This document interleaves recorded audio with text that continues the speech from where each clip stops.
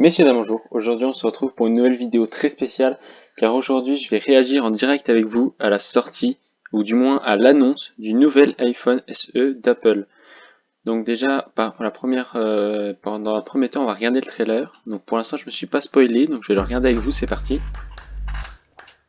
Donc déjà, on peut voir qu'il y a une couleur rouge, noir, blanc.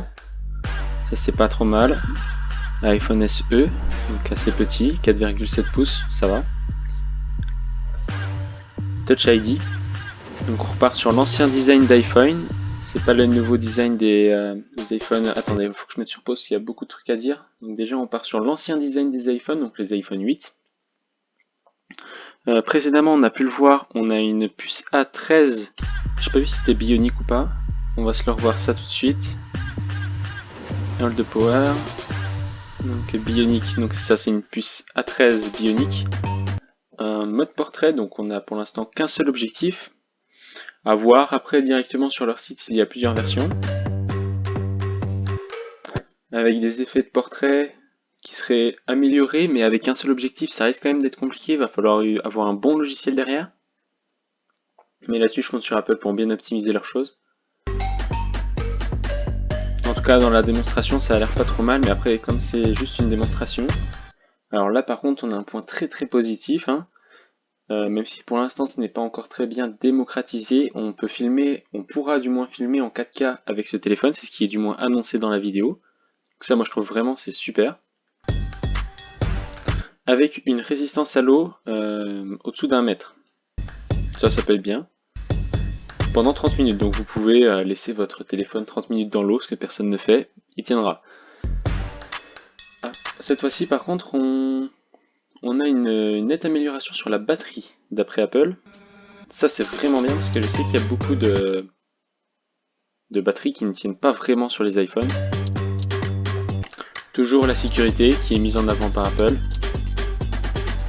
Un format, comme vous pouvez le voir, assez petit. Voilà, je vais mettre pause là-dessus. On peut voir que le format est assez petit. Moi, je trouve que ça peut être bien. Si le prix est raisonnable, ça peut être un entrée de gamme chez Apple. Et ça peut être même très très bien. Je trouve ça vraiment malin de leur part d'avoir fait ça. D'accord, donc c'est tout pour la vidéo sur YouTube. Maintenant, on va se retrouver sur le site. Donc c'est reparti, on est sur le site donc d'Apple. Et il y a marqué qu'il serait disponible le 4-24. Alors, donc du coup, ça ferait le 24 de ce mois-ci. Après, je ne sais pas si c'est des dates américaines ou françaises. À voir avec le coronavirus comment ça évolue. Donc iPhone SE, beaucoup l'ont aimé, à la moins à dépenser. Là par contre on a du très très lourd qui est annoncé, hein, à partir de 399 €. Pour un iPhone c'est vraiment donné quasiment. Par rapport au prix de 1700 € d'un iPhone 11 Pro. Donc voilà, je vous laisse un peu lire, de toute façon je vous mettrai le site dans la description. Alors attendez, là par contre on a quelque chose d'intéressant, on a une conception durable en verre et en aluminium. Alors ça c'est pas mal.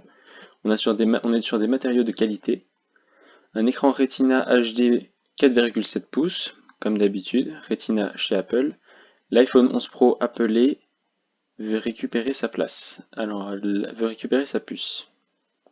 Donc du coup, on va être sur la même puce que l'iPhone 11 Pro, d'après ce qu'ils disent.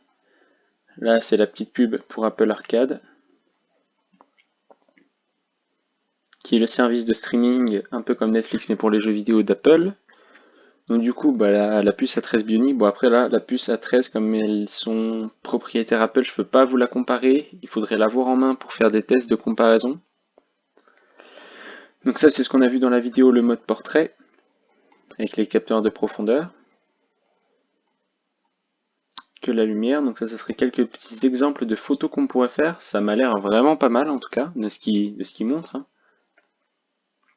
Donc du coup comme on l'a vu, vidéo 4K, donc je pense que ça va être du 4K 30 fps, hein. Faut pas non plus abuser. Hein. Si on est sur du 4K 60 fps, là ça sera vraiment lourd. On ira regarder directement ça pour les spécifications techniques. D'ailleurs là je crois qu'on est bientôt à la fin de la page. Et puis bien sûr iOS 13, livré en noir, livré en blanc et livré en rouge.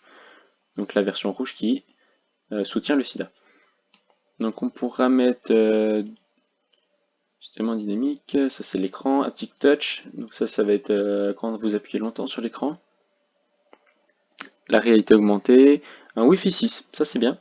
Un enregistrement audio stéréo, ça peut être pratique.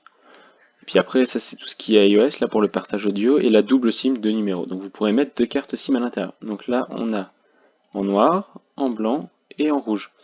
Moi perso, je le trouve vachement beau en blanc, comme ça. Parce que le logo se voit pas trop. Après, c'est juste peut-être juste la photo. Bon, là, c'est les accessoires.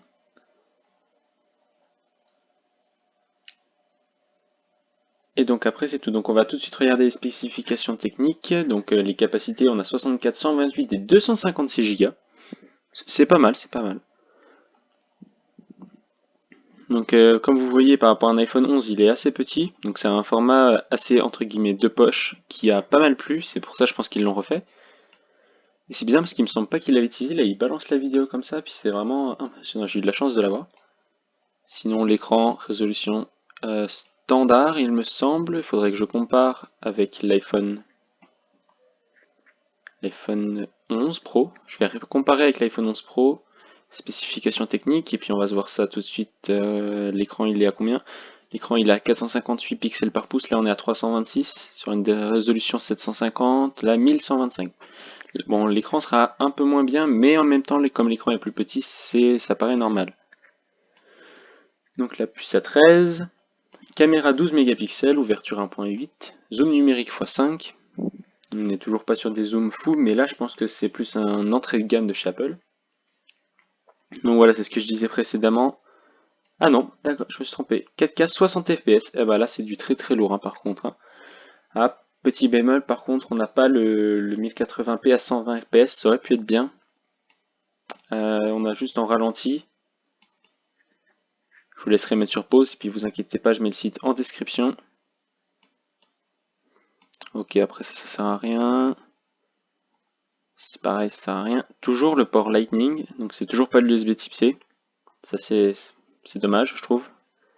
Sinon, ils estiment 40 heures en audio, 13 heures en lecture de vidéo. Donc, ils mettent pas, bien sûr, quand on fait rien, hein, mais à voir. Hein, 40 heures de lecture vidéo, audio, je ne suis pas sûr. Donc, les applications intégrées, bah, ça c'est pareil avec tous les iPhones.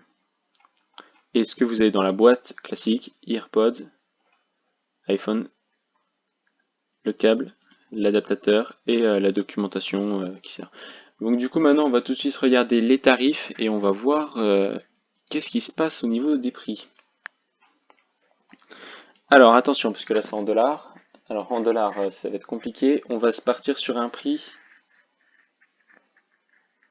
Sur un prix de je dirais 400 € France.